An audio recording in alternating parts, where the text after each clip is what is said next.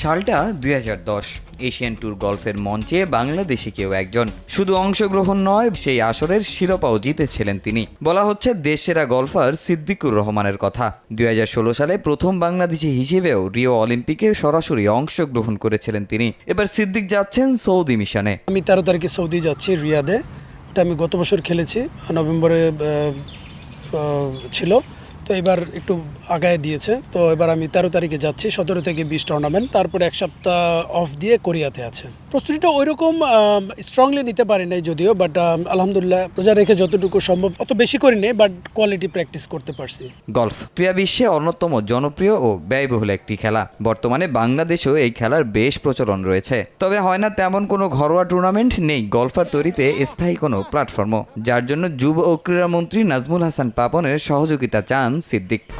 ১, ২, ৩ ঢাকায় জমি জিতে নিন ১০০% ক্যাশব্যাক সহ ২০ কোটি টাকার পুরস্কার।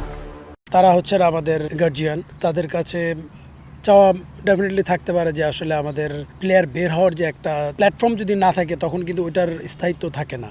তো এরকম যদি একটা, আমি বলবো যে এরকম যদি একটা প্ল্যাটফর্ম, একটা স্ট্রং একটা প্ল্যাটফর্ম থাকে, যেখান থেকে আমরা অনেক প্লেয়ার বের হয়ে আসবো, এরকম কিছু একটা আমি আশা করব। মেইন হচ্ছে গিয়ে টুর্নামেন্ট যদি বেশি নাম্বার অফ টুর্নামেন্ট থাকে, আসলে খারাপ হওয়ার কোনো সুযোগ নাই। এদিকে ওয়ার্ল্ড গলফ র্যাঙ্কিংয়ে বেশ পিছিয়ে গেছেন সিদ্দিক। নিজের উন্নতিতে সর্বোচ্চ চেষ্টাও করছেন তিনি।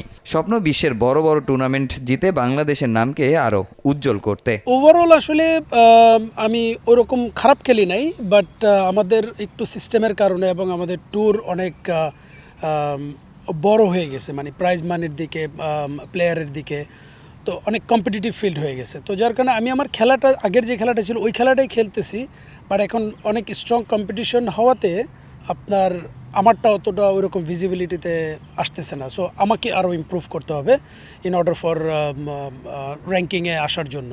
আমার লক্ষ্য আসলে আমি পিজিএ ট্যুর খেলবো, বাট ওইটা নিয়ে আমি এখনও মানে চেষ্টা করছি, স্বপ্ন দেখছি।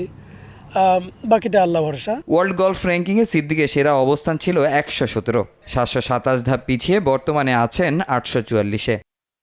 তামিম হোসেন, সময় সংবাদ, ঢাকা।